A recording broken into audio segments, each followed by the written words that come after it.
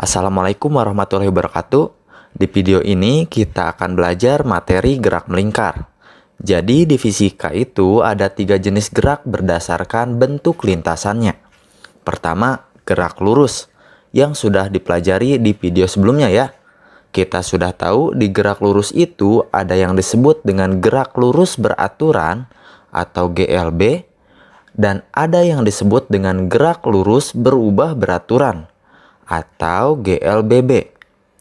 Kita bahas sedikit ya untuk mengingatkan bagian-bagian penting dari materinya. Pertama, gerak lurus beraturan atau GLB.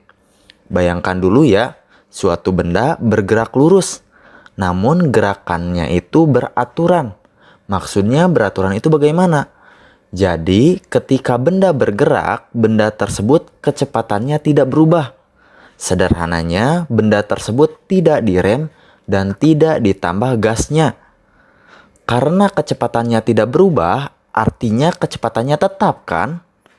Ya, kalau tidak berubah, sudah pasti nilainya tetap kan? Itu ciri yang pertama ya. Kemudian, tadi kecepatannya katanya tidak berubah ya.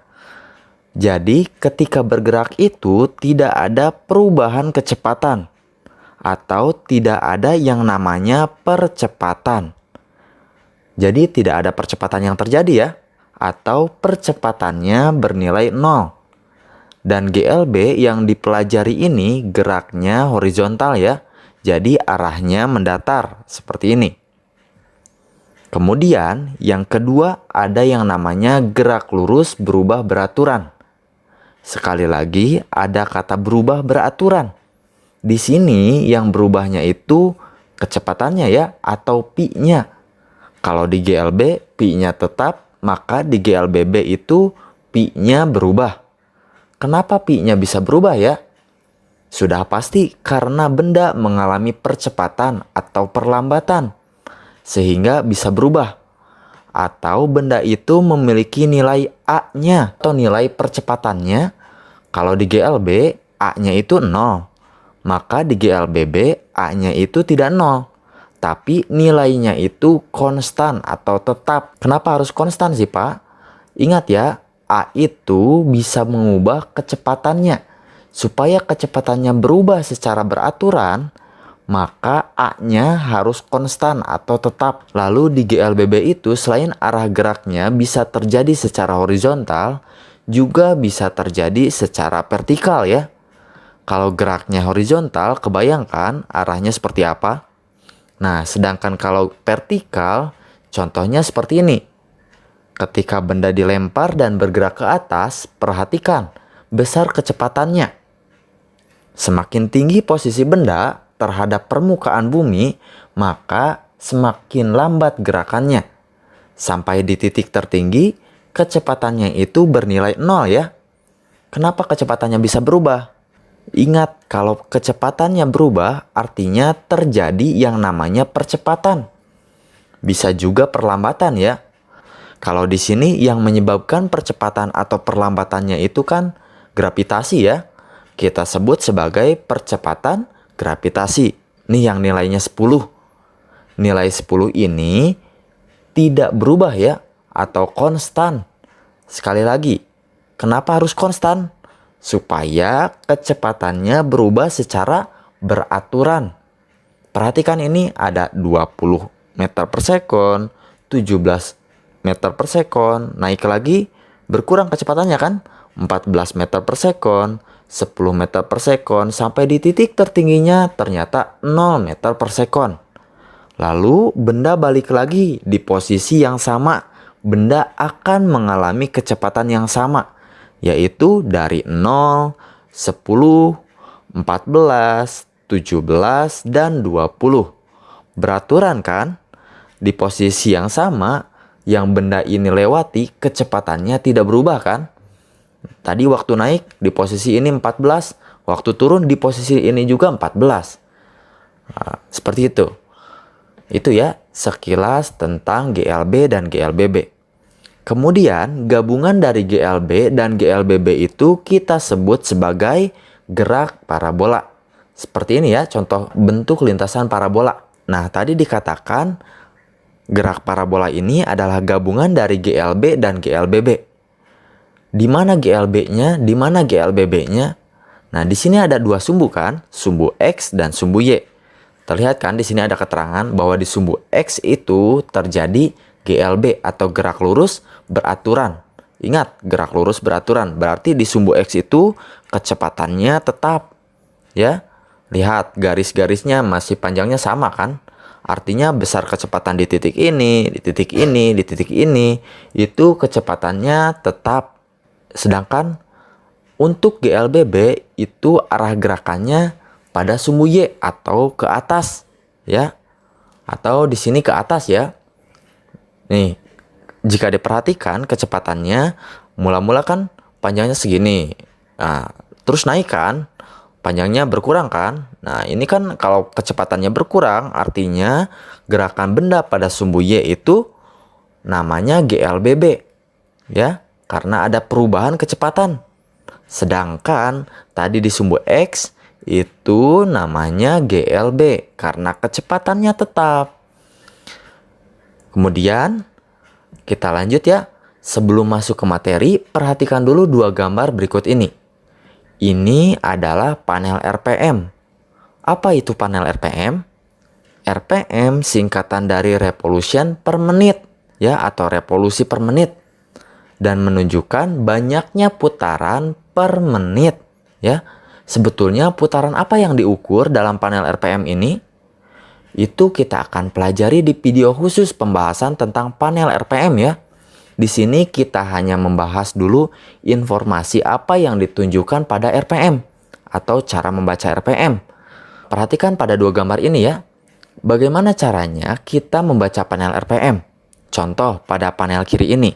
Jika jarum penunjuk panel mengarah pada angka 50, maka artinya 50 ini kita kalikan dengan 100. Nih, ada angka 100 kan? Kali 100. Hasilnya 5000 RPM. Jadi 50 dikali 100 hasilnya 5000 RPM. Artinya apa Pak? Artinya sedang terjadi 5000 putaran per menit. Ingat, apa yang sebenarnya berputar yang ditunjukkan pada panel RPM ini kita akan pelajari pada video yang berbeda ya. Di sini kita khusus hanya belajar tentang cara bacanya saja dan informasi apa yang ditunjukkan pada panel RPM. Panel kanan pun sama. Jika jarum penunjuk mengarah pada angka 5, maka artinya 5 dikali 1000. Nih ada nih, kali 1000. Maka hasilnya 5000 RPM.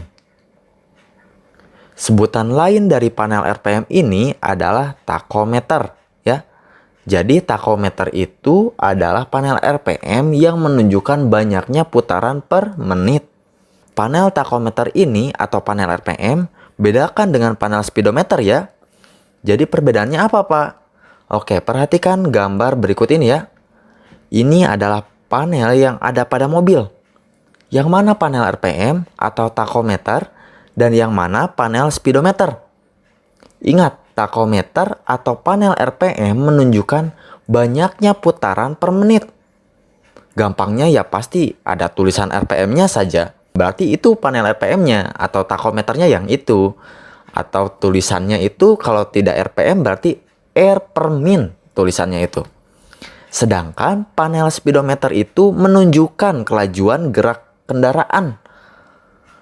Yang biasanya satuannya itu kalau pada kendaraan nih, tulisannya itu km per h atau kmh, kilometer per jam. Jelas ya, speedometer itu berarti yang kiri nih. Ada tulisan km per h atau kmh-nya. Sedangkan panel takometer itu yang kanan. Ada satuan RPM-nya atau R per menitnya, R per min tulisannya itu.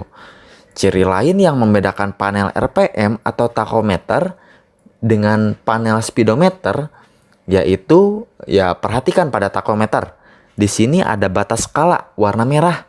Sedangkan pada panel speedometer semua skalanya itu berwarna putih kan? Nah, kita bahas lebih lanjut di video lain ya. Apa yang dimaksud dengan skala yang berwarna merah ini? Jadi harus bisa membedakan ya, yang mana panel RPM dan yang mana panel speedometer. Dan perbedaan informasi masing-masing panel itu menunjukkan apa. Nah, itu harus bisa ya. Kalau speedometer yang kiri nih menunjukkan kelajuan. Sedangkan yang kanan takometer nih menunjukkan banyaknya putaran yang terjadi tiap 1 menit. Nah, itu pengenalan teknologi yang salah satu ilmu dasarnya adalah tentang gerak melingkar. Kita mulai materi tentang gerak melingkarnya ya. Yang pertama, kita belajar tentang posisi sudut. Kita mulai perhatikan titik warna hitam ini. Kemudian titik warna merah ini. Titik warna merah ini kita sebut sebagai titik acuannya ya. Jadi posisi titik hitam itu sejauh R ke kanan dari titik acuannya ya. Nah, kita sebut yang tadi titik merah ini kita sebut titik acuan, dan yang hitam ini kita sebut titik P. Nah, jadi ceritanya titik P ini mau bergerak sepanjang lintasan lingkaran ini. Katakanlah misalkan titik P ini berpindah dulu seperti ini. Pindah kan ya? Sekarang perhatikan posisi titik P ini terhadap acuannya lagi. Jika titik P awalnya memiliki posisi sejauh R, maka jika titik P-nya sudah berpindah seperti ini, apakah posisinya masih sama sejauh R? Jawabannya ya tentu saja sama ya. R ini adalah jari-jari lingkaran. Dan syarat terbentuknya lingkaran itu jari-jarinya jika diukur dari pusat atau dari titik acuan merah ini nih. Kita ukur ke kanan, ke kiri, ke atas, ke bawah, itu jari-jarinya atau R-nya pasti bernilai sama. Jadi itu ciri lingkaran ya. Kita lanjut ya. Tadi katanya titik P ini sudah berpindah posisi. Ya, sudah berpindah posisi. Atau mengalami perubahan posisi. Sejauh delta X. Delta itu perubahan. X itu posisi. Jadi delta X itu perubahan posisi. Jadi delta X-nya itu sepanjang garis yang warna merah ini ya. Akibat titik P yang bergerak sepanjang garis merah ini, maka terbentuk suatu sudut atau dengan simbol theta ya. Jadi simbol ini namanya theta. Jadi theta ini atau sudut ini diukur dari garis acuannya. Garis acuannya itu garis R yang datar ini. Berapa sih besar sudut theta ini? Pak, gampang, tinggal tempelkan saja busur di sini. Lalu kita ukur sudutnya dan ketemu besar sudutnya. Berapa derajat? Gitu ya. Tapi coba kita belajar dasar dari ilmu sudut ini seperti apa. Jadi sudut atau theta ini bisa diukur dengan cara membagi busur lingkaran, ya, busur lingkaran, atau di sini busur lingkarannya itu delta X yang warna merah, ya, atau delta X juga disebut sebagai panjang lintasan ya. Jadi kita membagi panjang lintasan dengan jari-jari lingkarannya ya. Jadi sudut ini kita cukup bagi saja delta X dibagi R. Delta X itu panjang lintasan dan R itu jari-jari. Dan sudut ini dapat berubah-ubah tergantung sejauh mana delta X atau panjang lintasan titik hitam ini bergerak. Karena sudut ini bergantung pada posisi sebuah titik terhadap garis acuannya, maka theta ini bukan lagi hanya disebut sebagai sudut saja, melainkan disebut sebagai posisi sudut. Ya. Mengapa demikian? Karena sudut ini bergantung pada posisi sebuah titik terhadap garis acuannya, ya. Maka disebut sebagai posisi sudut. Kemudian delta X itu panjang lintasan dengan satuannya M atau meter. Dan R atau jari-jari dengan satuannya itu meter juga ya. Nah, perhatikan di sini. Panjang lintasan itu satuannya meter. Dan jari-jari juga satuannya meter. Lantas apa satuan untuk posisi sudut? Nah, coba perhatikan ya. Oke, kita misalkan pada besaran kecepatan. Besaran kecepatan itu kan simbolnya pi ya. Pi, nah seperti ini. Satuannya itu kan meter per sekon kan? Meter per sekon. Nah, kenapa bisa dapat meter per sekon? Ya, gampang kan penjelasannya. Pi itu atau kecepatan itu sama dengan perubahan posisi atau delta X per delta T ya. Perubahan posisi per satuan selang waktu. Nah, ini nih dari sini. Nah, dari sini ya. Nah, delta X itu kan perubahan posisi atau panjang lintasan juga bisa lah. Perubahan posisi itu satuannya meter kan? Nah, meter. Delta T satuannya apa? Delta T itu satuannya sekon kan? Jadi per sekon. Nah, otomatis kan ini hasilnya meter per sekon. Nah, hasilnya sama kan dengan yang kita ketahui di awal. Meter per sekon. Nah, sama kan? Nah, di sini theta sama dengan delta X per R. Delta X itu tadi satuannya meter kan? Nah, R juga tadi satuannya meter. Jadi meter per meter, kalau tadi meter per sekon kan. Nah, di sini sebelum kita jawab lanjut meter per meter itu jadi apa, kita perhatikan. Kalau kita membagi 1 bagi 1, ya pasti hasilnya sama dengan 1 gitu ya, jelas. Sekarang 2 dibagi 2, jelas juga ya, hasilnya 1. 3 dibagi 3, sama ya, hasilnya 1. Satu lagi, 4 dibagi 4, sama dengan 1. Nah, artinya apa? Artinya jika kita membagi angka yang sama ya, 1 bagi 1, 2 bagi 2, 3 bagi 3, 4 bagi 4, hasilnya 1 ya. Sekali lagi, jika kita membagi angka yang sama ya, 1 bagi 1, 2 bagi 2, 3 bagi 3, 4 bagi 4, itu hasilnya 1. Nah, di sini kalau kita membagi M per M ya, meter per meter, ini juga hasilnya sama dengan 1 ya. Kalau tadi yang kecepatan nih, kita membagi M per S. Jadi satuan kecepatan itu meter per sekon kan. Nah, sedangkan di theta ini, di posisi sudut ini, satuannya tidak ada. Nilainya 1 ya. Jadi tidak punya satuan gitu. Jadi ada satuan khusus pada posisi sudut, dikenal sebagai rad atau radian. Nah, sekarang kita belajar sebetulnya 1 radian itu seperti apa. Nah, jadi theta ini kalau kita mau mengetahui 1 radian ya, 1 berarti di sini harus 1 ya. Jadi tetanya sama dengan 1 nih. Kapan theta ini bernilai 1 ya? Kapan theta ini bernilai 1 radian? Oke, di sini ingat theta itu pembagian dari delta X per R kan. Jadi delta X dibagi R hasilnya theta. Nah, ini 1 juga itu hasil pembagian. Berapa dibagi berapa hasilnya 1. Bisa saja kan 1 bagi 1 gitu. Atau 2 bagi 2 gitu. 3 bagi 3. Nah, hasilnya bisa 1 kan. Nah, jadi ketika kita membagi angka yang sama dengan angka yang sama, pasti nilainya 1 ya. Jadi kapan theta ini bernilai 1?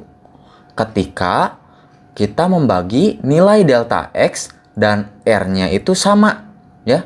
Ketika kita membagi nilai delta X dan R-nya itu sama ya. Jadi 1 radian itu adalah sudut yang dibentuk ketika panjang busur. Nah, ini panjang busur yang delta X nih. Ini panjang busur ya. Dan jari-jarinya sama. Jadi ini panjang busur delta X ya. Nah, ini panjang busur dan R-nya itu jari-jarinya. Jadi 1 radian itu ketika delta X ya dan R-nya sama panjangnya, baru kita dapat 1 radian. Jadi 1 radian itu adalah sudut yang dibentuk ketika panjang busur dan jari-jarinya sama ya. Kemudian sebetulnya posisi sudut itu apa? Posisi sudut adalah sudut yang dibentuk ketika suatu titik berpindah terhadap garis acuan ya. Ingat tadi posisi sudut theta ini awalnya tidak ada. Theta ini muncul ketika titik P berpindah ya. Theta ini muncul ketika titik P berpindah, baru tetanya muncul. Jadi posisi sudut ya theta adalah sudut yang dibentuk ketika suatu titik berpindah ya terhadap garis acuan. Yang mana garis acuannya, Pak? Nih, ini garis acuan. Nah, yang R ya, kita jadikan garis acuan. Oke, kita lanjut ya. Kita perhatikan lagi titik warna hitam ini. Seperti biasa ya, titik warna hitam ini punya posisi terhadap titik acuan yang berwarna merah itu sejauh R ya, sejauh R ke kanan ya. Nah, ini punya lintasan berbentuk garis lingkaran. Nah, gerakannya seperti ini. Nah, bergerak melingkar. Ingat ya, ini garis lingkaran. Setiap garis kita bisa ukur panjangnya gitu ya. Kalau misalkan kita mau mengukur panjang garis R ini. Nah, misal nih, panjang garis R. Gampang kan? Kita tinggal pakai penggaris aja gitu. Kita peroleh panjangnya berapa senti gitu. Tapi titik warna hitam ini bergerak sepanjang garis lingkaran ya. Jadi punya panjang lintasan ketika titik warna hitam ini ketika bergerak melingkar. Sekarang panjang garis lingkaran ini berapa? Sebetulnya kita sudah belajar. Untuk mencari panjang lintasan yang berbentuk lingkaran itu kita cukup menggunakan keliling lingkaran. Ya. Jadi fungsi dari keliling lingkaran ini untuk mencari panjang garis lingkaran ini nih. Panjang garis lingkaran ini. Keliling lingkaran itu 2 dikali pi dikali R. Ya. 2 dikali pi dikali R. Terus kita juga sudah tahu bahwa sudut satu lingkaran itu sebesar 360 derajat. Kita coba belajar bagaimana caranya mengubah dari derajat ke radian. Sebetulnya 360 derajat itu hasil akhirnya kan 2 pi radian gitu. Nah, ini dari mana? Kita buktikan ya, kita belajar. Bagaimana caranya kita merubah dari derajat ke radian. 360 derajat sama dengan 2 pi radian. Caranya bagaimana? Nah, caranya kita tahu tadi bahwa sudut itu atau posisi sudut ya, theta itu sama dengan delta X per R gitu. Delta X itu panjang lintasan kan? Nah, delta X itu panjang lintasan. Nih, ini delta X-nya. Nih, delta X panjang lintasan. Oke, kita coba ubah ya ini delta X ini nih. Nih, yang ini. Kita coba delta X ini ubah jadi 2 dikali pi dikali R. Oke. Karena panjang lintasan kan, delta X itu, panjang lintasan itu 2 dikali pi dikali R gitu. Oke, kita masukkan aja lah. Nah, ini satu lingkaran itu 360 derajat kan. Ketika titik ini bergerak ya, melingkar. Terus satu lingkaran sampai balik lagi ke sini nih, balik lagi ke sini. Lingkaran ini menempuh sudut 360 derajat.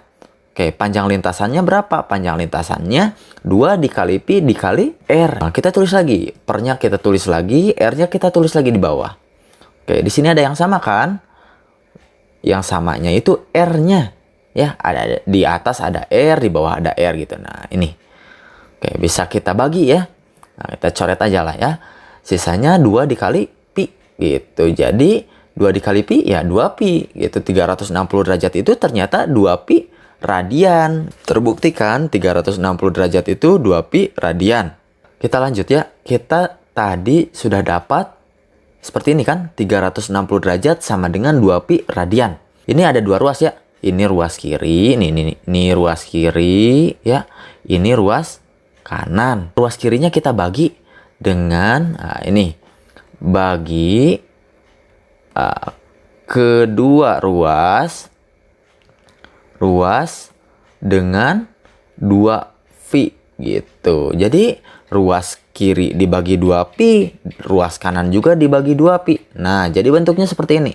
Nah, ruas kiri dibagi 2 pi, ruas kanan juga dibagi 2 pi. Oke, biar adil lah ya. Nah, hapus dulu lah. Nah, gitu. Tadi pi itu nilainya 3,14 kan? Sekarang 2 pi dibagi 2 pi. Nah, yang kanan nih, 2 pi dibagi 2 pi berapa? 1 ya. Nah, 1. Oke. Sekarang 360 dibagi 2 dibagi 3,14. Hasilnya itu ternyata 57,3 derajat. Ya, 57,3 derajat. Kita lihat ya animasinya seperti apa. Nah, misalkan jari-jarinya R, ketika jari-jarinya sama dengan busur lingkaran ya, delta X nih, ini delta X ya. Oke, ini 1 radian. Nih, 1 radian, 57,3 derajat nih. Oke, ini 57,3 derajat, 57,3 derajat, 57,3 derajat. Ini pi radian. Berarti kalau satu lingkaran penuh, nah ini berarti 2 pi radian. Tuh, satu kali lagi ya. Nah, awalnya kita punya jari-jari yang warna merah. Itu membentuk lingkaran. Jari-jarinya R gitu. Ketika jari-jarinya sama dengan busur lingkaran ya, busur lingkaran atau ini delta X-nya kan. Nah, ini delta X-nya kan. Nah, itu 1 radian maksudnya. 1 radian ini 2 radian, 3 radian, pi radian. Oke, segitu jadi 180 derajat ya. Setengah lingkaran itu pi radian. Oke, untuk satu lingkaran penuh ternyata 2 pi radian. Begitu. Jadi kesimpulannya 360 derajat itu sama dengan 2 pi radian. Ini kesimpulan pertama ya. 360 derajat sama dengan 2 pi radian. Kesimpulan kedua, ternyata 1 radian itu 57,3 derajat. Jadi 1 radian itu berapa derajat? Nah, bisa terjawab kan? 1 radian itu 57,3 derajat. Kita latihan bagaimana caranya kita mengubah dari dari derajat ke radian. Di sini 120, ada 300 derajat, 270, 180, 150, 90, 30, 60 radian. 60 derajat sama dengan berapa radian gitu ya. Oke, kita kerjakan satu-satu ya. Anggap aja kita gak bisa ngerjain ya.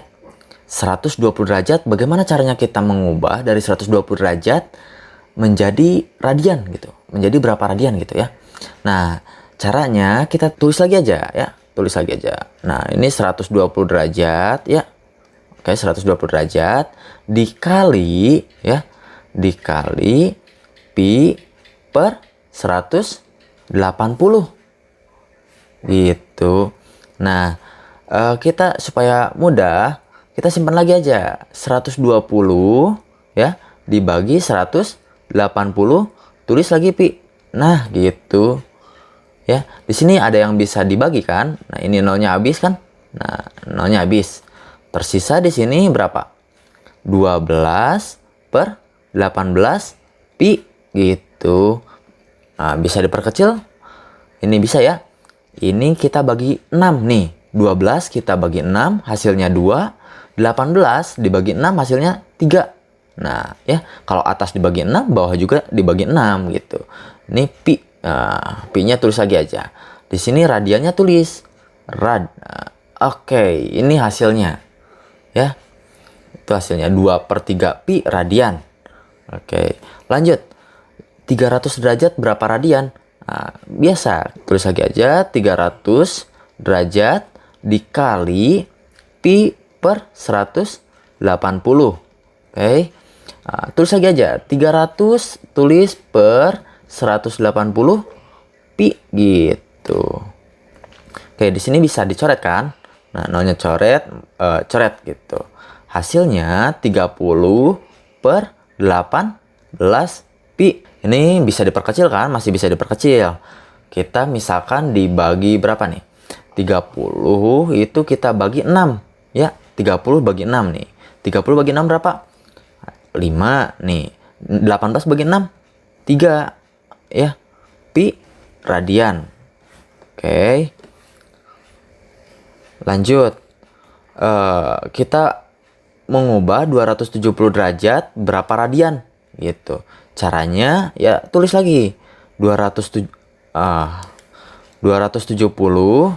ya 270 dikali pi per 180 ya, tulis lagi 270 per 180 pi gitu. Nah, ini nolnya bisa dicoret kan, coret gitu ya.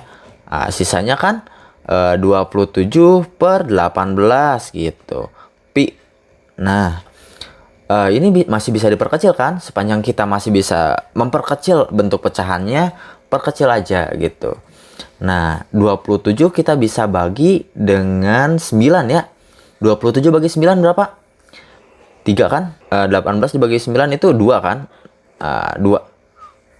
2 pi radian gitu. Lanjut, kita biasakan ya. Kita belum tahu cara mengerjakannya, tulis saja 180 derajat gitu. Dikali sama ya, pi per 180. Berarti 180 dibagi 180 pi gitu. Nah, jadi ini bisa dicoretkan, habiskan semuanya. 180 dibagi 180 1. Atau hasilnya pi radian. Oke, lanjut. Ini 150. 150 kita tulis lagi 150 derajat kalikan pi per 180 ya. 150-nya tulis lagi per 180-nya tulis lagi. Nah, tulis lagi pi gitu. Nolnya coret gitu. 15 per 18 kan sisanya. Nah, gini. 15 per 18 pi gitu. Bisa diperkecil kan? 15-nya kita coba bagi 3 nih. 15-nya bagi 3 hasilnya 5 per 18 bagi 3 itu 6 kan? 5 per 6 pi radian. Lanjut, 90 derajat kita kalikan pi per 180. Kita tulis lagi 90 per 180 pi. Lanjut, di sini nolnya bisa kita bagi ya. Tulis 9 per 18 pi gitu. Bisa diperkecil kan? 9 bagi 9 1. 18 bagi 9 2 pi radian gitu. Lanjut, 2 lagi. 30 derajat. Hasilnya dikali pi per 180 sama dengan 30 per 180 pi. Tuh, kita bagi. Jadi 3 per 18 pi. Kita masih bisa diperkecil kan? Kita bagi 3 aja. Atas bagi 3, bawah bagi 3. 3 bagi 3 berapa? 3 bagi 3 itu 1. 18 bagi 3 berapa? 6 pi radian gitu. Jangan lupa ya, satuannya radian. Kalau di fisika satuan itu wajib ditulis. Oke, lanjut. 60 kita tulis lagi 60 dikali pi per 180 ya. 60 per 180 pi gitu. Ini nolnya bisa dicoret, bisa dibagi maksudnya ya. Jadi 6 dibagi 18. 6 dibagi 18 pi. Jadi 1/3 pi radian. Oke, kita cek ya langsung gitu cara ngerjainnya. Kita hapus dulu lah. Kita cek ya. Nah, yang tadi kita kerjakan. Jadi 120 derajat, kita tulis lagi 120 derajat. Dikali pi per 180 radian. Ya. Hasilnya tadi 2/3 pi radian. Oke, lanjut 300 derajat. 300 derajatnya tulis lagi. Ya, dikali pi per 180 radian. Ya, hasilnya 5/3 pi radian. Oke, kalau 270 dikali pi per 180 hasilnya 3/2 pi radian gitu. Lanjut, berapa nih? 180 derajat dikali pi per 180 hasilnya pi radian. Kalau 150 derajat dikali pi per 180 radian hasilnya 5/6 pi radian. Oke, lanjut 90 derajat kali pi per 180 radian hasilnya 1/2 pi radian. Lalu kalau 30 derajat dikali pi per 180 radian hasilnya 1/6 pi radian. Kalau 60 derajat dikali pi per 180 radian hasilnya 1/3 pi radian gitu. Nah, sekarang kita belajar bagaimana caranya mengubah dari radian ke derajat. Kalau tadi dari derajat ke radian, sekarang dari radian ke derajat. Nah, bagaimana caranya? Sama ya caranya. Oke, tulis lagi. Ini soalnya 2/5 ya. 2/5 pi radian. Nah, kita tulis lagi 2/5 pi. Nah, gitu. Dikali, nah kalau tadi dari derajat ke radian itu dikali ini nih. Dikali pi per 180. Ini dibalikan dari radian ke derajat. Maka kita balik saja pengalinya. Tadi pi per 180. Sekarang jadi 180 per pi gitu. Nah, ini pi-nya bisa kita bagi ya. Pi dibagi pi habis kan. Nah, jadi 2 dikali 180 itu 360 ya. 2 dikali 180 itu hasilnya 360 dibagi 5 hasilnya 72 derajat. Begitu. Oke, yang kedua. Kita tulis lagi aja 1/5 pi ya, 1/5 pi radian. Kita kalikan 180 per pi. Pi-nya bisa dicoret habis. Nah, ini 180 dibagi 5. Hasilnya kan jadi 36 derajat kan? 36 derajat. 1/10 pi dikali 180 per pi gitu. Ini bisa dicoret kan? Nah, dicoret gitu. 180 dikali 1/10 hasilnya 18 derajat. Lanjut, 2 pi radian. Tulis lagi aja 2 pi radian gitu. Dikali 180 per pi. Nah, pi-nya ini bisa dibagikan. Pi dibagi pi habis gitu ya. 180 dikali 2 hasilnya 360 derajat gitu. Sekarang ini 4/5 pi radian, 5/4 pi radian. Ini juga sama. Oke, kita langsung saja ya. Caranya sama. Seperti itu. Kita hapus dulu 2/5 pi radian dikali 180 per pi. Hasilnya 70 derajat. Ini 1/5 pi kali 180 derajat per pi. Hasilnya 36 derajat. Kemudian 1/10 pi radian dikali 180 per pi. Hasilnya 18 derajat. Sekarang 2 pi radian dikali 180 derajat per pi. Sama ya. Hasilnya 360 derajat. Sekarang 4/5 pi radian hasilnya dikali 180 per pi. Nah, itu hasilnya 144 derajat. Dan 5/4 pi radian kali 180 per pi. Hasilnya 225 derajat. Oke, satu lagi mungkin. 6/5 pi radian. Ya, kita tulis lagi 6/5 pi radian. Dikali, tulis lagi 180 per pi. Ya, dikali 180 per pi. Pi-nya bisa dicoret kan? Udah habis. Nah, 6 kali 180 dibagi 5 hasilnya 216.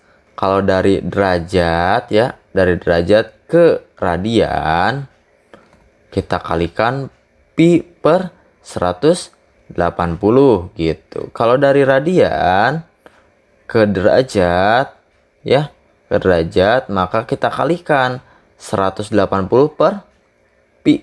Kebalikannya, sampai di sini 90 derajat nih. Nah, 90 derajat. Sampai di sini 180 derajat.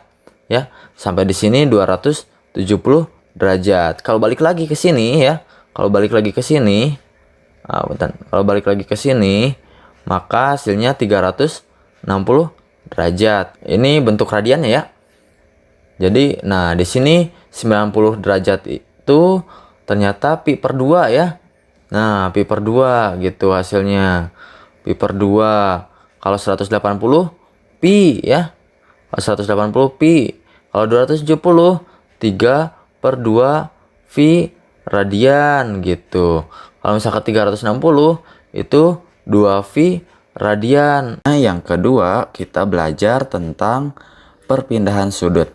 Perhatikan, pada lintasan yang berbentuk lingkaran terdapat satu titik yang berwarna hitam dan akan bergerak dari garis acuan. Nah, ini jadi yang warna merah ini kita sebut dengan garis acuannya.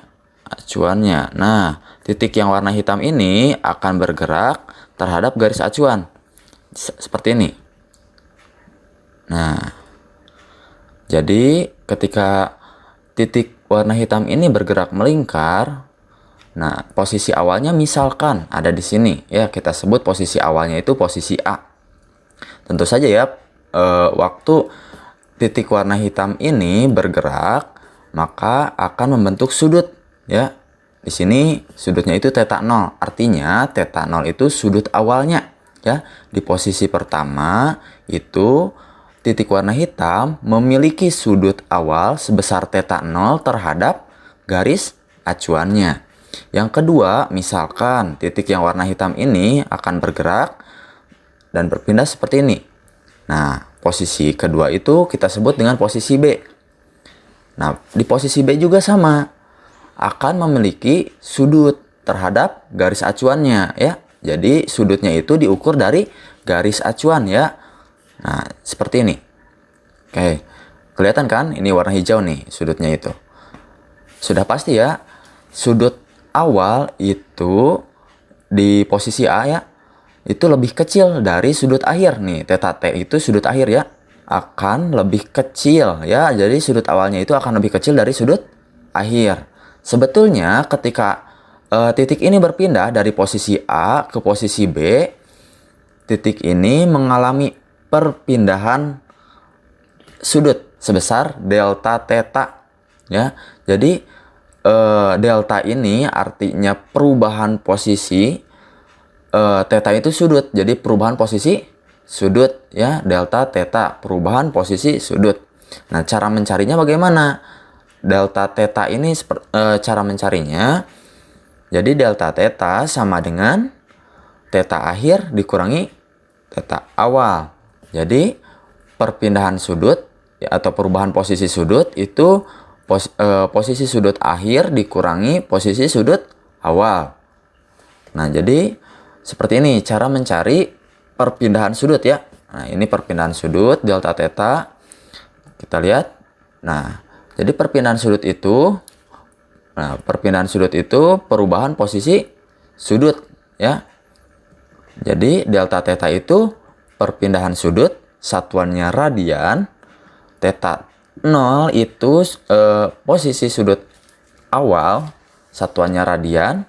Theta T itu posisi sudut akhir, satuannya radian. Seperti itu. Jadi untuk mencari perpindahan sudut, kita kurangkan saja posisi sudut akhir dikurangi posisi sudut awal. Nah, jadi sebetulnya dari posisi awal atau dari titik A, sudutnya itu berpindah sebesar delta theta ya, sampai ke posisi B. Kita lanjut. Nah, karena perpindahan sudut ini ya, ingat perpindahan nih, perpindahan itu kita ingat lagi, itu adalah besaran vektor kan, besaran vektor. Apa itu besaran vektor? Besaran vektor itu punya nilai ya, punya nilai dan punya arah gitu. Besaran yang memiliki nilai dan memiliki arah. Nah, di sini penting memiliki arah nih. Jadi perpindahan sudut itu tidak bisa kita nyatakan hanya dalam angka saja, tapi kita harus nyatakan arahnya. Contohnya seperti ini ya, kita hapus dulu ya. Kita hapus dulu. Nah, di sini arahnya kita lihat yang warna merah nih, garis warna merah ini. Nah, garis warna merah, jika kita lihat ini garis warna merah ini melawan arah jarum jam kan, ke kiri melawan arah jarum jam. Jadi kita sepakati bahwa perpindahan sudut bernilai positif ketika bergerak berlawanan jarum jam. Nah, seperti ini, ke kiri ya. Nah, jadi ketika berlawanan arah jarum jam, maka perpindahan sudut akan bernilai positif. Nah, sebaliknya, jika perpindahan sudut arahnya searah dengan arah jarum jam, ya ke kanan berputarnya, maka perpindahan sudutnya akan bernilai negatif. Ya, jika bergerak searah jarum jam. Jika perpindahan sudutnya itu bernilai positif, maka sebetulnya perpindahan sudutnya itu gerakannya sedang ke kiri nih, geraknya itu. Nah, kalau bernilai negatif, sebetulnya perpindahan sudutnya itu bergerak searah jarum jam atau ke kanan gitu. Kita lanjut ya. Kita latihan bagaimana caranya menentukan perpindahan sudut. Jadi perpindahan sudut itu posisi sudut akhir dikurangi posisi sudut awal. Nah, misalkan ini sudut awalnya theta 0 ya. Ini sudut akhir theta T, delta theta itu perubahan posisi sudut. Delta itu perubahan, theta itu posisi sudut. Jadi perubahan posisi sudut ya, atau perpindahan sudutnya. Nah, ini arahnya. Perhatikan, sebetulnya kita analisis di awal ada titik yang warna hitam bergerak melingkar. Nah, sebetulnya ini adalah ujung jari-jari. Ujung jari-jari ini. Nah, jadi kita ambil satu aja. Jadi tidak semua jari-jari kita lihat. Nah, di sini theta 0-nya itu posisi sudut awal dan theta T itu posisi sudut akhir. Misalkan nilainya seperti ini. Posisi sudut awalnya 3 radian. posisi sudut akhirnya 5 radian. Ada perubahan posisi sudut kan? Dari 3 ke 5 ada perubahan posisi sudut. Maka kalau ada perubahan posisi sudut, terjadi juga perpindahan sudut. Dari 3 ke 5 kan berpindah.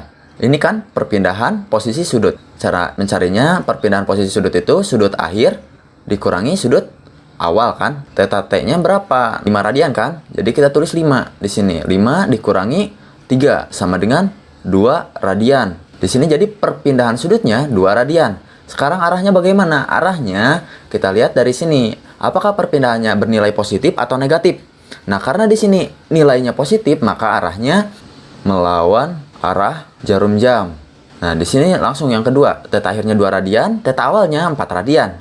Berarti 2 dikurangi 4. Ya, posisi sudut akhir dikurangi posisi sudut awal. 2 kurangi 4, ya pasti negatif 2 kan? Negatif 2 radian. Nah, ini berarti kalau tadi positif nilainya, di sini nilainya negatif. Kalau negatif berarti searah jarum jam. Yang ketiga, 5 radian, posisi sudut akhirnya, posisi sudut awalnya 2 radian. Berarti 5 dikurangi 2 sama dengan 3 radian kan? Nah, ini pun positif. Kalau positif berarti arahnya melawan kan? Nah, di sini tulis melawan gitu.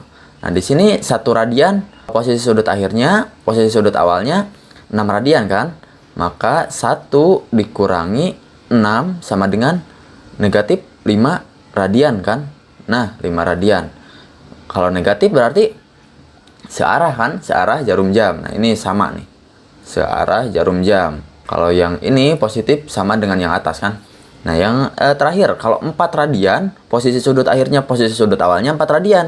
Ya berarti 4 kurang 4 sama dengan 0 radian. Gitu kan? Nah, sebetulnya kalau kasus untuk nomor 5 nih, ini nomor 5, posisi sudutnya tidak berpindah, ya, atau tidak bergerak. Tidak bergerak. Perhatikan, dari 3 ke 5, dari 4 ke 2, dari 2 ke 5, dari 6 ke 1, dari 4 ke 4. Ya. Perlu waktu? Tentu saja ya. Setiap benda yang bergerak pasti perlu waktu. Ya. Kita tinjau waktunya berapa detik gitu ya. Nah, kalau misalkan waktunya ya, kita tahu, gampang kan? Kita cukup ukur pakai stopwatch gitu. Nah, waktunya kita gunakan di sini. Misalkan di sini perpindahan sudutnya 2 radian nih. 2 radian perpindahan sudutnya dibagi waktunya ya. Dibagi waktunya itu namanya kecepatan sudut ya. Dibagi waktunya, misal nih, ini aja. Perpindahan sudut yang terjadi itu 2 radian. Misalkan ternyata 2 radian ini berpindah selama 1 detik ya. Berpindah selama 1 detik. 2 radian dibagi 1 detik ya. Itu kan 2 dibagi 1, 2 radian per sekon. Nah, jadi kalau kita sudah tahu perpindahan sudutnya, lalu bagi dengan waktunya, itu kecepatan sudut. Nah, jadi seperti itu ya, untuk mencari perpindahan sudut atau delta theta. Cukup kurangkan posisi sudut akhir dikurangi posisi sudut awal. Nah, di sini ada latihan soal. Perhatikan, sebuah partikel bergerak dalam lintasan lingkaran dari posisi sudut awal 2 radian nih. Ini sudut awalnya nih, 2 radian ya. Berarti theta nolnya nih, theta nolnya 2 radian. 2 radian. Sampai posisi sudut akhir 7 radian. Nah, posisi sudut akhir 7 radian ya. Nah, 7 radian. Atau theta T-nya 7 ya, 7 radian. Berapakah besar perpindahan sudut yang ditanyakan? Nah, perpindahan sudut itu delta theta kan? Dan ke arah mana? Nah, jadi kita juga harus menentukan arahnya. Gampang kan? Delta theta itu tadi apa? Delta theta, theta akhir dikurangi theta awal. Ya, kita cukup mengurangkan posisi sudut akhir dikurangi posisi sudut awal. Nah, itu theta akhir berapa? Nah, ini kan 7 radian. Nah, 7. Kita tulis 7. 7 radian. Theta awalnya berapa? Theta awalnya di sini kan 2 radian. Nah, dikurangi 2 radian. Hasilnya 7 dikurangi 2 itu 5 kan? 5 radian. Arahnya kemana? Karena ini nilainya positif 5 radian ya, maka arahnya itu melawan arah jarum jam. Yang kedua, sebuah partikel bergerak dalam lintasan lingkaran dengan sudut awal. Nah, sudut awal 180 derajat. Nah, tadi kan satuannya radian, ini satuannya derajat. Sudut awal 180 derajat, maka kita harus ganti dulu ke dalam radian. Caranya, kan theta nolnya tadi berapa? 180 derajat kan? Ya, 180 derajat sudut awalnya. Kita rubah. Cara rubahnya masih ingat kan? Kita tulis lagi 180 derajat dikali pi per 180. Gitu kan? Nah, ini bisa kita bagi kan? 180 dibagi 180 ya. Hasilnya sisanya pi kan? Pi radian gitu. Jadi sudut awalnya pi radian ya. Sampai sudut akhir. Nah, ini sudut akhir nih. Sudut akhirnya 360 derajat. Sudut akhirnya berarti theta T-nya gitulah. Theta T-nya 360 derajat. Atau kita ubah ya. Tulis lagi 360 derajat dikali pi per 180. Tulis lagi 360 dibagi 180 dikali pi. Ini nolnya bisa kita bagi ya. Nah, 10 bagi 10. Jadi sisanya 36 bagi 18. Nih, 36 bagi 18. Pi. Berapa 36 bagi 18? Itu kan 2. 2 pi radian. Nah, jadi 2 pi radian. Hasil posisi sudut akhirnya.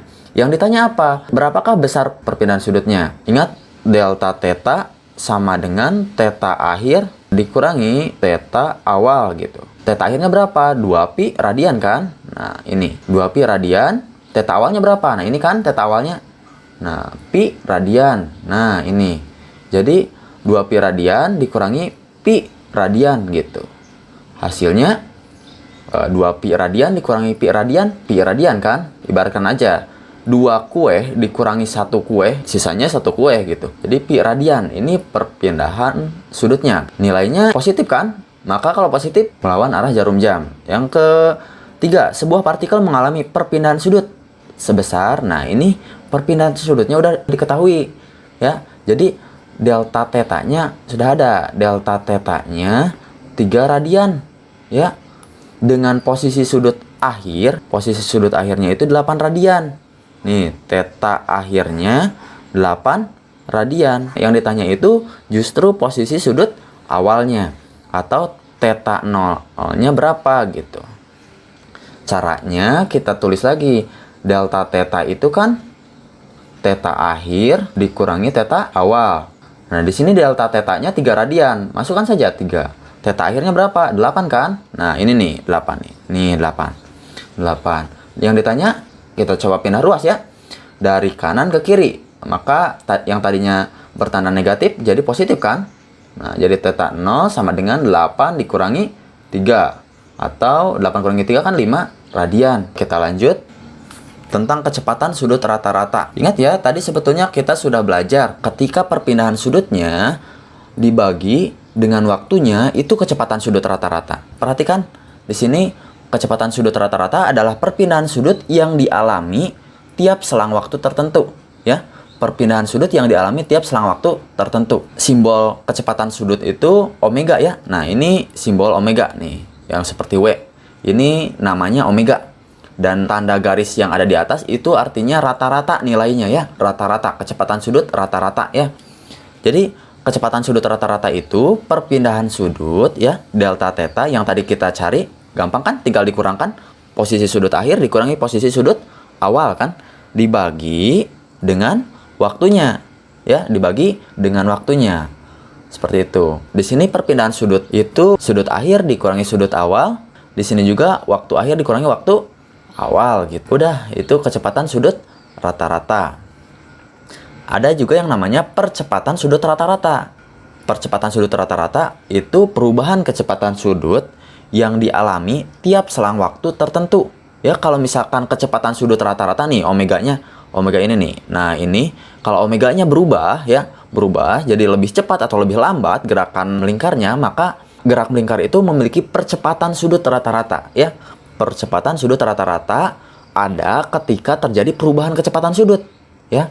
Sekali lagi, percepatan sudut rata-rata itu ada ketika terjadi perubahan kecepatan sudut, ketika nilai omeganya berubah nih. Jadi, percepatan sudut rata-rata disimbolkan dengan simbol alfa ya. Nah, ini alfa. Percepatan sudut rata-rata itu adalah perubahan kecepatan sudut ya. Nih, delta itu perubahan, omega itu kecepatan sudut. Jadi delta omega itu perubahan kecepatan sudut. dibagi dengan selang waktunya. Perubahan kecepatan sudut. Kalau tadi perubahan posisi sudut itu, perhatikan, kalau tadi perubahan posisi sudut akhir dikurangi sudut awal kan? Nah, kalau perubahan kecepatan sudut berarti kecepatan sudut akhir dikurangi kecepatan sudut awal. Dibagi dengan waktu akhir dikurangi waktu awal gitu. Ya, kita coba ya lihat. Nah, di sini omega itu tadi apa? Kecepatan sudut. Satuannya radian per sekon. T itu waktu kan? Satuannya sekon.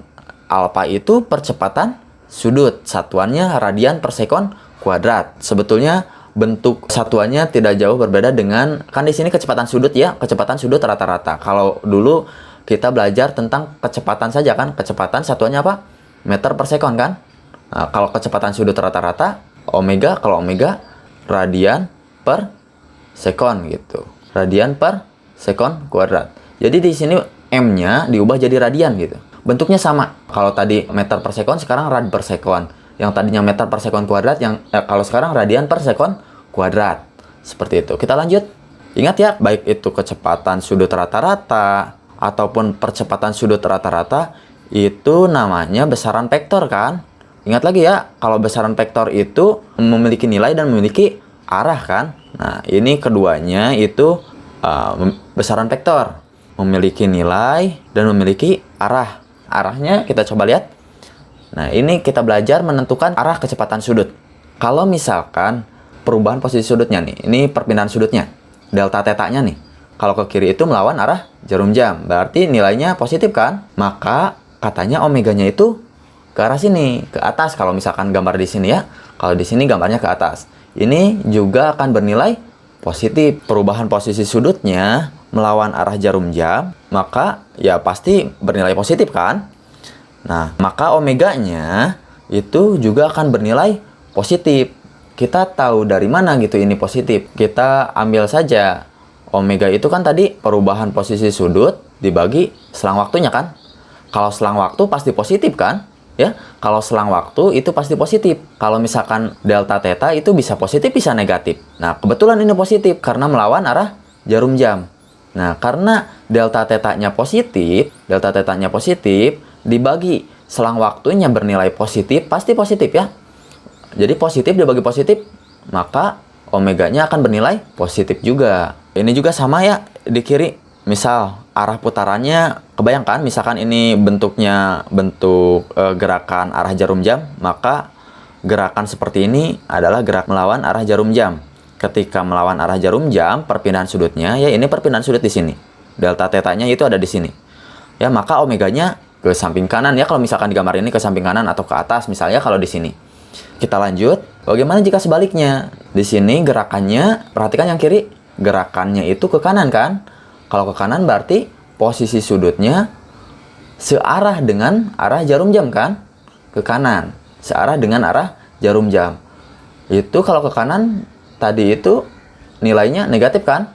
Nah, maka omeganya itu juga akan bernilai negatif. Jika searah jarum jam, delta tetanya bernilai negatif kan? Dan omeganya akan bernilai negatif juga. Misalkan kita penasaran dari mana omega bisa bernilai negatif.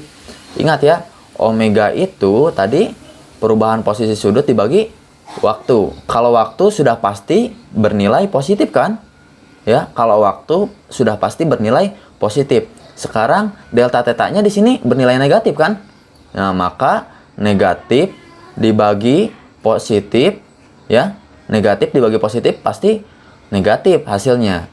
Maka kalau delta tetanya bernilai negatif searah jarum jam, maka omeganya akan bernilai negatif juga. Jadi intinya kalau misalkan delta tetanya positif, maka omeganya juga positif. Kalau delta tetanya negatif, maka omeganya juga negatif. Jadi seperti itu ya. Ini sebagai contoh, ini posisi sudut awal, posisi sudut akhir, perubahan posisi sudut atau perpindahan sudutnya, ini delta T atau selang waktunya, dan omega itu adalah kecepatan rata-ratanya. Tadi kita mengerjakan ini kan, 3 radian, 5 radian, 4 radian, 2 radian gitu. Dan kita sudah dapat seperti ini kan. Nah, yang ini jadi 2 radian, yang bawah negatif 2 radian, 3 radian, bahkan kita menentukan arahnya juga kan. Kalau positif itu berarti melawan arah jarum jam, kalau negatif itu searah dengan jarum jam gitu. Sekarang misalkan waktunya di sini seperti ini ya. Waktunya 2 sekon. Ingat ya, di awal sudah belajar. Kalau misalkan kita sudah mengurangkan posisi sudut akhir dengan posisi sudut awalnya dan didapat perpindahan sudutnya ya, dan didapat perpindahan sudutnya, kemudian perpindahan sudutnya kita bagi dengan waktunya, maka kita dapat omeganya. Omega itu perubahan posisi sudut dibagi selang waktunya kan. Nah, gitu kan? Atau sudut akhir dikurangi sudut awal ya, dibagi waktunya gitu. Langsung aja. Delta tetanya kan udah ada 2 radian. Nih, 2 radian ya. 2 radian dibagi 2 sekon. Nah, ini waktunya 2 sekon. Caranya 2 dibagi 2, 1 kan. Sisanya tulis lagi radian per sekon gitu. Yang kedua, negatif 2 radian dibagi 2 sekon. Nah, 2 sekon dapat dari sini kan. Nih, dibagi waktunya ya. Negatif 2 dibagi 2, negatif 1 kan. Radian per sekon gitu. Jadi negatif 1 radian per sekon. 3 radian dibagi 6 sekon gitu. Nah, 3/6 tulis lagi aja. 3/6 kita pisah jadi radian per sekon. Nah, sama aja kan? Kita pisah 3/6 angka sama angka, satuan sama satuan gitu. Bisa diperkecil kan? 3/6. Jadi 1/2. Caranya yang atas dibagi 3, yang bawah juga dibagi 3 ya. Jadi 1/2 radian per sekon gitu. Nah, di sini kita bisa ubah ke dalam bentuk desimal. Setengah itu kan 1/2. 1 dibagi 2 itu 0,5. 0,5 radian per sekon. Delta tetanya negatif 5 kan? Negatif 5 radian gitu. Negatif 5 radian per 1 sekon. Nah, negatif 5 dibagi 1, ya pasti negatif 5 kan? Negatif 5 rad per sekon gitu. Rad per sekon. Kemudian yang terakhir, 0 radian dibagi 10 sekon. 0 dibagi 10 pasti 0 kan?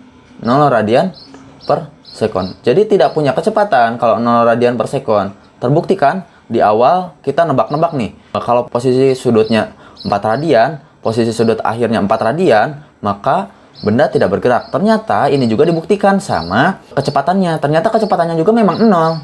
Jadi tidak bergerak. Nah, jadi diam sebetulnya ya. Kita lanjut.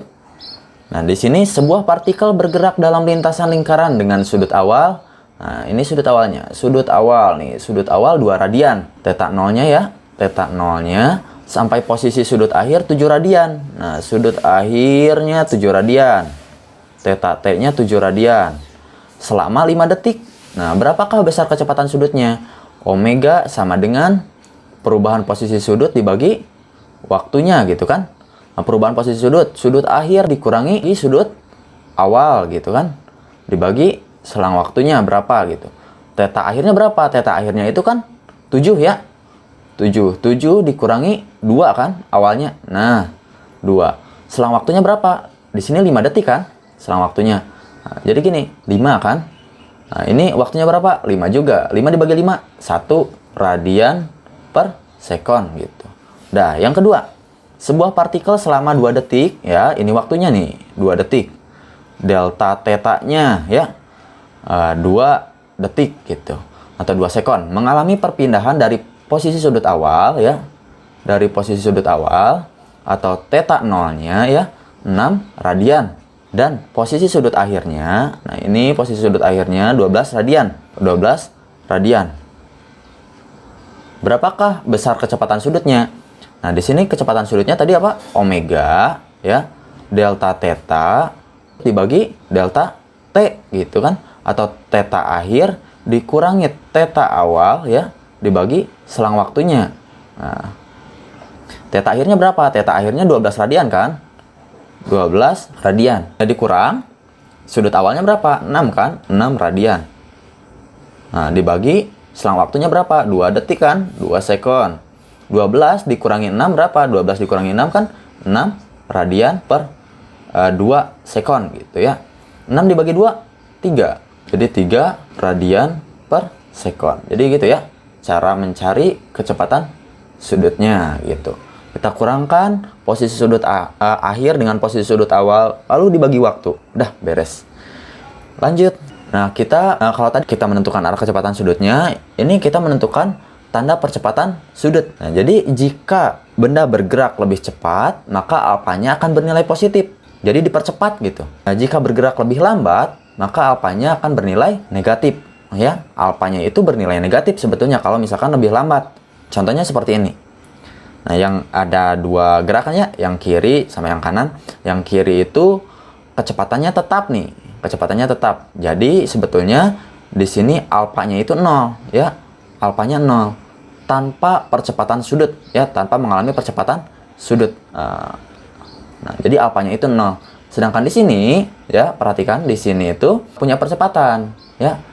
Nah, di sini waktu decreasing nih, decreasing speed artinya diperlambat kan, lebih lambat. Nah, ini bergerak lebih cepat. Perhatikan pi-nya bertambah panjang terus direm lagi. Ini bernilai negatif nih. Ini lagi bernilai negatif nih. Bernilai negatif, direm sampai 0. Ya. Karena alfanya bernilai negatif. Langsung digas lagi. Increasing nih.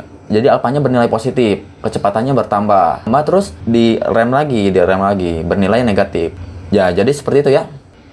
Nah, ini perhatikan. Titik hitam ya. Bergerak, melingkar. Seperti ini. Ingat ya, di sini benda bergerak dari posisi awal ke posisi awal. Benda bergerak dari posisi awal ke posisi awal lagi. Ya, itu namanya satu siklus. Ketika benda bergerak satu siklus, pasti punya waktu kan? Jadi waktu yang diperlukan untuk bergerak satu siklus, jadi waktu yang diperlukan untuk bergerak satu lingkaran. Ya, di sini satu lingkaran. Satu siklus itu di sini satu lingkaran ya. Jadi waktu yang diperlukan untuk bergerak satu siklus namanya periode. Periode simbolnya T besar ya. Jadi, periode adalah waktu yang diperlukan untuk bergerak satu siklus. Jadi, T sama dengan T per N. Apa itu? T itu periode, T besar ya. Periode satuannya sekon, T kecil. Itu waktu ya. Waktu selama benda bergerak gitu. Satuannya sekon. Dan N itu banyaknya siklus yang terjadi. Bisa 2 siklus, 3 siklus, setengah siklus juga bisa ya. Kalau setengah siklus berarti tidak sampai balik lagi ke awal. Berarti kalau misalkan setengah siklus di sini ujungnya ya. Nah, di sini ujungnya. Kalau itu setengah siklus gitu. Lanjut. Di sini banyaknya siklus yang terjadi selama 1 detik ya. Banyaknya siklus yang terjadi selama 1 detik itu namanya frekuensi. Nah, jadi dalam 1 detik itu bisa berapa kali bergerak melingkar nih? Itu namanya frekuensi. Frekuensi itu dihitung dalam 1 detik. Dalam 1 detiknya, berapa kali titik ini mampu berputar. Dalam 1 detik, berapa kali titik ini mampu berputar. Itu namanya frekuensi. Frekuensi simbolnya F. Frekuensi adalah banyaknya siklus yang terjadi selama 1 detik. F sama dengan N per T. F itu simbol frekuensi. Satuannya Hz ya. Hz atau Hertz. T itu waktu, satuannya sekon. Ya. Dan N itu banyaknya siklus. T itu hanya membalik bentuk frekuensi ya, atau sebaliknya, frekuensi itu hanya membalik bentuk periode gitu. Jadi T itu 1 per F. Oke, lanjut. Nah, misalkan N itu banyaknya siklus, T itu periode, T kecil itu waktu ketika bergerak. Nah, ini F itu frekuensi. Nah, misalkan N itu 8 putaran, 4 putaran, 12 putaran. Nah, ini waktunya. Nah, sekarang bagaimana cara kita menentukan periode? Periode itu waktu per banyaknya putaran. Kalau frekuensi itu banyaknya putaran per waktu gitu. Nah, ini waktunya berapa? Waktunya 2 kan? Nah, 2 sekon gitu. Dibagi 8 putaran. 2 dibagi 8 itu 1 per 4 kan? Nah, 1 per 4 sekon gitu ya. 1 per 4 sekon. Nah, frekuensinya bagaimana? Frekuensinya ya berarti N per T kan? N per T, N-nya 8 per 2. 8 per 2 sekon, 8 putaran. Ya, 8 putaran. Nih, 8 putaran per 2 sekon. 8 bagi 2, 4 kan? Nah, 4. Jadi satuannya Hertz. Nah, ini sebetulnya Hertz itu apa? Hertz itu satuan lain dari 1 per S. Ya, 1 per sekon. Hertz itu 1 per sekon. Ya. Jadi 8 per 2. 8 per 2 itu 4. Ini S-nya tulis lagi di bawah kan sebetulnya. Nah, jadi seperti ini. 4, 1 per sekon kan. Nah, putarannya tidak perlu ditulis karena putaran itu bukan satuan ya. Jadi sebetulnya jawabannya itu 4, 1 per S gitu. 4, 1 per sekon. Nah, 1 per sekon ini sebetulnya Hz gitu. ya bisa diubah dengan Hz. Nah, jadi Hz itu sama dengan 1 per sekon. Oke, kita hapus dulu. Nah, kita lanjut yang ini. Periode yang kedua. Periode yang kedua itu waktu dibagi banyaknya putaran. Waktunya 4 sekon dibagi 4 putaran. Ya, 4 dibagi 4 ya 1 gitu. 1 sekon, jadi periodenya 1 sekon. Ini sama ya, kalau dibalik juga 4 dibagi 4 sekon gitu. Nah, jadi sebetulnya 1 Hz kan. Nah, lanjut. T-nya 2 sekon. 2 sekon dibagi 12 putaran. Nah, jadi 1 per 6 sekon gitu. Atau kalau frekuensinya berarti 12 putaran dibagi 2 sekon gitu ya. Nah, 12 bagi 2 itu berarti 6 kan? 6 Hz gitu ya. 6 Hz. Lanjut, periodenya di sini 7 sekon dibagi 14 putaran ya. 7 per 14 itu bisa diperkecil jadi 1 per 2 kan? 1 per 2 sekon. Di sini kalau misalkan frekuensinya berarti 14 per 7 ya. 14 per 7 berapa? 2 Hz kan? Nah, terakhir di sini 6 sekon dibagi 18 putaran. 6 per 18 bisa diperkecil jadi 1 per 3. Pak, dari mana 1 per 3? Ya kita perkecil saja. 6-nya dibagi 6 ya. 18-nya dibagi 6 juga. Ya, jadi 1 per 3. Kalau di sini frekuensinya itu N per T kan? N per T berarti 18 per 6 gitu ya. 18 bagi 6 berapa? 3 Hz gitu. Nah, di sini latihan soalnya, sebuah kipas angin berputar sebanyak 1200 tiap 30 sekon nih. Jadi ini N-nya nih. Ini N-nya, ini T kecilnya ya. 30 sekon. Yang ditanya apa? Yang ditanya itu periode sama frekuensi gitu. Periode dulu ya. Periode itu waktu yang diperlukan untuk bergerak satu siklus atau T kecil per N gitu. T kecilnya berapa? 30 kan? 30 per 1200. Ini nolnya bisa kita hilangkan ya, bisa dibagi ya. Kita bagi 0 gitu. Jadi 3 per 120. 3 per 120 bisa diperkecil kan? Jadi 1 per 40 ya, 1 per 40. 1 dibagi 40 itu 0,025 sekon. 0,025. Karena periode itu satuannya sekon ya, berarti kita tulis di sini sekon. Jadi 0,025 sekon. Sekarang frekuensinya N per T gitu kan? Berarti N-nya itu 1200, T-nya itu 30 gitu. 1200 dibagi 30 itu 40 Hz gitu ya. Nah, berarti ada nggak di sini jawabannya 40 Hz sama periodenya 0,025 sekon. Nah, ini kan jawabannya D. Nah, yang kedua, perhatikan gambar berikut. Gambar di atas merupakan mesin pemotong rumput yang memiliki kemampuan berputar pisau sebanyak 3.600 putaran. Nah, ini nih. Jadi berputar 3.600 putaran ya. Jadi ini pisaunya yang ada di bawah. Dalam waktu 10 menit ya. Jadi banyaknya putaran kita tulis dulu. Banyaknya putaran itu 3.600 gitu. Waktunya 10 menit ya. 10 menit. Kita ubah dulu ke detik ya. 10 menit itu ya 10 dikali 60 saja ya. 10 dikali 60 detik gitu ya. Hasilnya 600 sekon. Oke, yang ditanya apa? Jika kita ingin memberikan tulisan spesifikasi frekuensi, yang ditanya itu frekuensinya. Nah, yang ditanya itu frekuensinya. Pada mesin itu, maka frekuensi yang akan kita cantumkan adalah, nah, jadi frekuensi itu N per T, gitu kan. N-nya berapa? 3.600 kan? Dibagi 600, gitu. Ini bisa hilang ya, 2 bagi 100, dihilang, nolnya 2 di atas, 2 di bawah. 36 bagi 6 berapa? 36 bagi 6 itu kan 6 Hz gitu. Ada kan? Jawabannya 6 Hz. Seperti itu, kita lanjut. Nah, ini kita perhatikan ada satu titik warna hitam gerak melingkar seperti ini ya.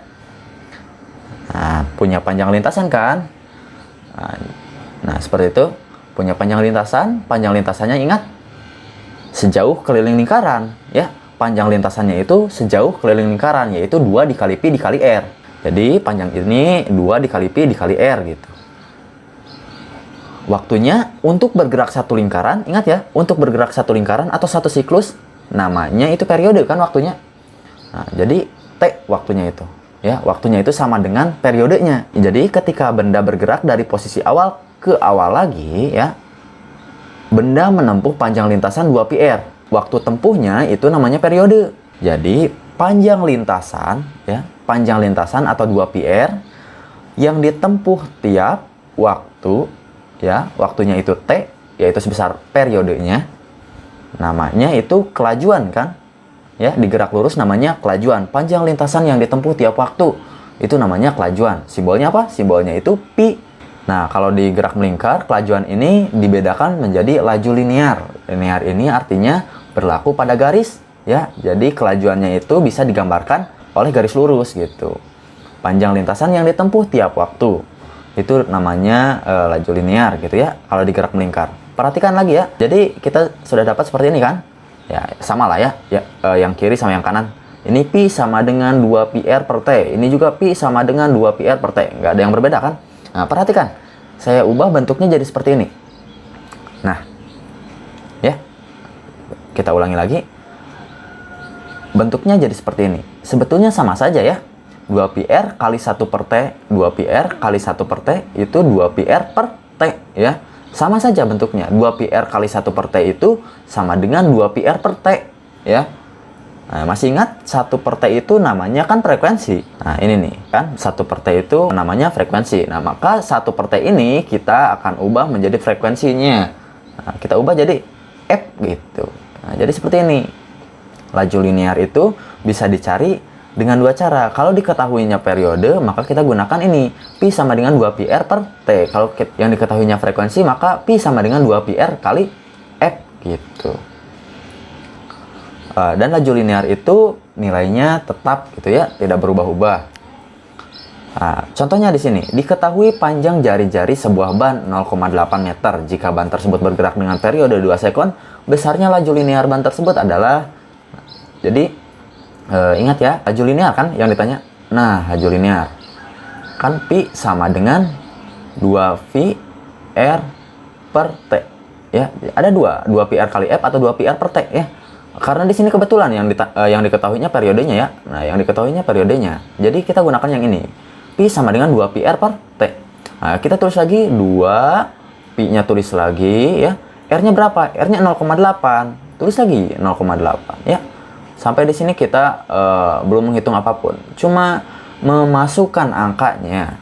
T-nya berapa? T-nya itu 2. Periodenya 2. Nah, gitu. Di sini ada yang sama kan? 2 di atas dan 2 di bawah. Di sini bisa dibagi kan? 2 dibagi 2, 1. Nah, 1. Sisanya apa? Sisanya 0,8. 0,8 pi, ya. Pi dikali 0,8 ya 0,8 pi. Satuannya radian per sekon gitu. Itu cara mengerjakannya. Yang kedua, diketahui panjang jari-jari sebuah ban 0,6 meter. Jika ban tersebut berputar sebanyak 2 putaran dalam waktu 2 sekon, laju linear ban tersebut adalah, nah, di sini sama ya. Pi sama dengan 2πr per T gitu ya. Nah, 2-nya udah ada nih. 2-nya udah ada, pi-nya juga tulis lagi. R-nya berapa? R-nya ada 0,6 ya. 0,6. Pertanyaannya, T-nya berapa? Kalau di atas gampang kan ya, bergerak dengan periode 2 sekon, berarti ya jelas T-nya 2 gitu. Nah, di sini periodenya berapa? Nah, makanya kita cari dulu T-nya. Caranya T sama dengan T kecil per N gitu kan. Nah, periode sama dengan waktu yang dibutuhkan untuk bergerak satu siklus. T per N. T kecilnya berapa? T kecilnya itu kan 2. Ya, 2 sekon. Yang mana, Pak? Nah, ini nih. N-nya berapa? N-nya 2. Nih, 2 putaran. Nah, tulis saja 2 di sini. 2 dibagi 2 berapa? 2 bagi 2, 1 ya. 1 sekon. Nah, maka T-nya, periodenya itu 1. Tulis 1 di sini. Jadi, 2 dikali pi dikali 0,6. Berapa? 2 dikali 0,6 itu 1,2 kan? 1,2. Pi-nya tulis lagi, pi. Ya. Kan ini dibagi 1 kan? Nah, ini nggak perlu ditulis lah ya. 1,2 pi radian per sekon gitu. Lanjut, jika sebuah roda yang memiliki jari-jari 0,5 meter sehingga mampu berputar dengan frekuensi 2 Hz, besarnya laju linear ban tersebut adalah, nah ini baru, karena yang diketahuinya frekuensi, kita bisa gunakan pi sama dengan 2 pi R, F kan. Nah, 2-nya tulis lagi, pi-nya tulis lagi. R-nya berapa? R-nya itu 0,5 kan. Nah, R-nya 0,5. F-nya berapa? F-nya itu 2 ya. F-nya itu 2. Nah, kita hitung langsung. 2 dikali 0,5 berapa? 2 dikali 0,5 itu 1 ya. 2 dikali 0,5 itu 1. 1 dikali 2 berapa? 2. Ya, tulis lagi 2 angkanya. Nah, ada yang ketinggalan? Ya, ada yang ketinggalan ya. Di sini pi-nya. Ya, tulis lagi pi di sini. Ya. 2 pi radian per sekon gitu. Oke, yang terakhir.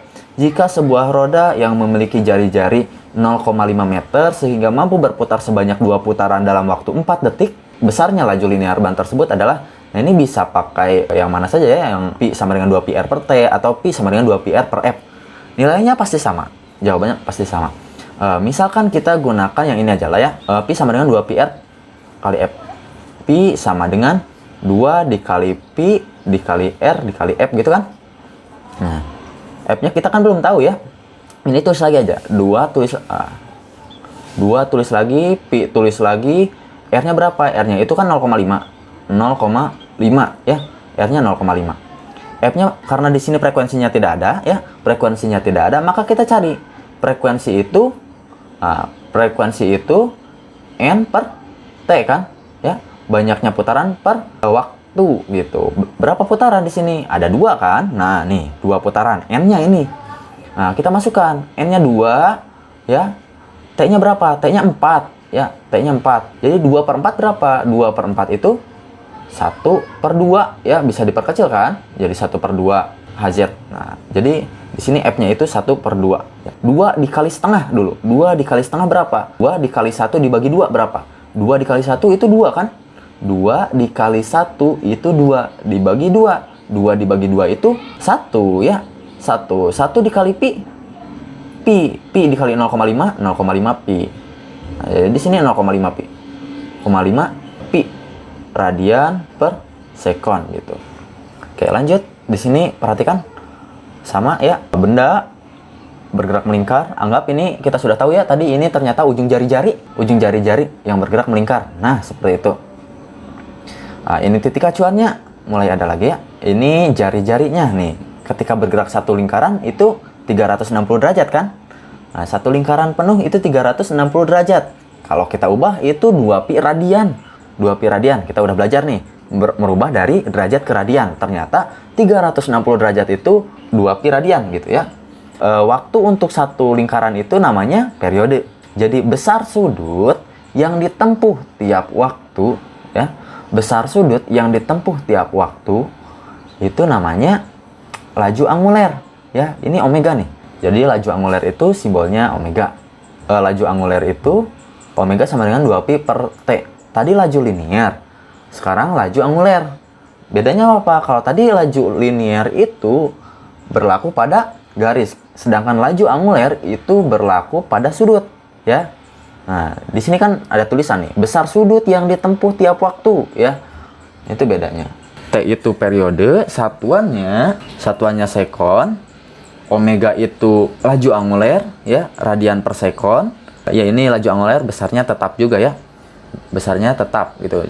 Dan ini contoh-contohnya. Jadi ada ban yang bergerak, ada panel RPM atau takometer, terus baling-baling pada kipas, dan masih banyak lagi ya. Ada contoh-contoh di bawahnya juga.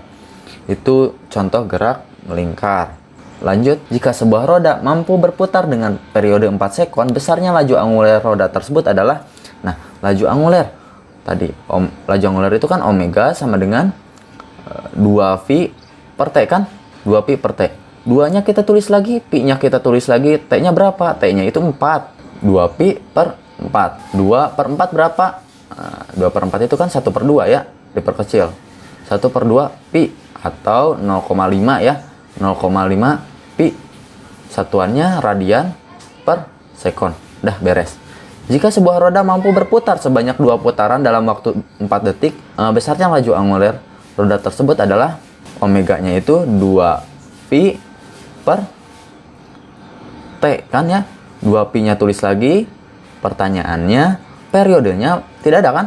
Nah, di sini adanya banyaknya putaran, itu sebanyak 2 putaran ya, dalam waktu 4 detik. ya, dalam waktu 4 detik. Tidak ada kata-kata periode seperti ini nih, seperti yang ada di atas nih. Maka kita cari dulu periodenya. Caranya gimana? Caranya T sama dengan waktu per N gitu. Waktunya berapa? Waktunya 4 kan? Nah, ini banyaknya putarannya 2 kan? 4 dibagi 2 ya 2 gitu, 2 sekon, maka T-nya 2. Di sini kita tulis 2. Nah, jadi 2 dibagi 2 berapa? 2 dibagi 2 1. Ya, 1 dikali pi ya pi gitu. Pi radian per sekon gitu. Oke, lanjut ya. Di sini hubungan laju linear dan laju anguler gitu. Laju linear itu kita tahu tadi hasilnya pi sama dengan 2 pi r per t kan? Ya. Laju linear itu pi sama dengan 2 pi r per t. Sedangkan laju anguler itu omega sama dengan 2 pi per t, ya. Omega itu 2 pi per t. Ada yang sama kan? Nah, perhatikan. Ada di sini ada 2, di sini juga ada 2. Di sini ada pi, di sini juga ada pi. T juga ini ada kan? Nah, bentuknya sama. Nah, bagian yang ini nih sama 2 pi per t. Jadi bagian yang warna merah ini kita akan ubah jadi omega. Ya, ingat. Bagian yang merah ini karena nilainya 2 pi per t, ya, 2 pi per t. Nah, 2 pi per t itu omega. Maka bentuk laju linearnya pi sama dengan, ya. Jadi yang ini kita tulis lagi nih. Nah, yang ini ya. Kita tulis lagi pi sama dengan omega dikali r, ya. Jadi yang warna merahnya kita ubah jadi omega. Dan sisanya tinggal R kan. Jadi pi sama dengan omega dikali R. Itu hubungan laju linear sama laju anguler, ya. Di sini pi itu laju linear, ya. Laju linear. Omega itu laju anguler dan R itu adalah jari-jari. Nah, kalau misalkan omega itu kan nilainya tetap, ya. Nah, ini omega. Omega ini nilainya tetap gitu, ya. Nah, ini nilainya tetap. Oke. Kita misalkan aja ya, misalkan omeganya itu 2 lah, ya, supaya gampang, 2 radian per sekon. Misalkan di sini 2, ya. Nah, di sini 2 nilainya. R-nya kita buat 1, ya, 1 meter misalnya. Kalau R-nya 1, ya, 2 dikali 1 berapa? 2 kan? Nah, berarti laju linearnya 2, ya. Laju linearnya 2. Oke, kalau R-nya 1, laju linearnya 2, ya. Jadi 2 dikali 1 berapa? 2. Nah, sekarang kita buat lagi. Kalau misalkan ininya tetap, ya, omeganya tetap 2, R-nya jadi 2 nih. R-nya jadi 2. Maka laju linearnya 2 dikali 2 berapa? 2 dikali 2 itu kan 4. Nih. R-nya 2, maka pi-nya 4. Lanjut. Omeganya masih tetap 2 nih. Ya, harus tetap, ya. Nah, karena laju anguler itu nilainya tetap. Dan R-nya jadi 3. Maka pi-nya jadi 6 kan? Pasti laju linearnya 6 gitu.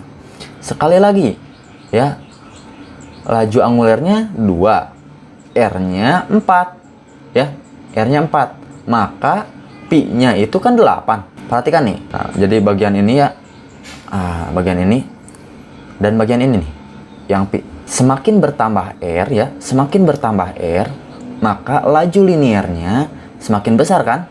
Jadi semakin besar R, pi-nya juga semakin besar. Pi itu berarti berbanding lurus dengan R. Artinya apa, Pak? Artinya semakin besar R, maka laju linearnya juga semakin besar, ya.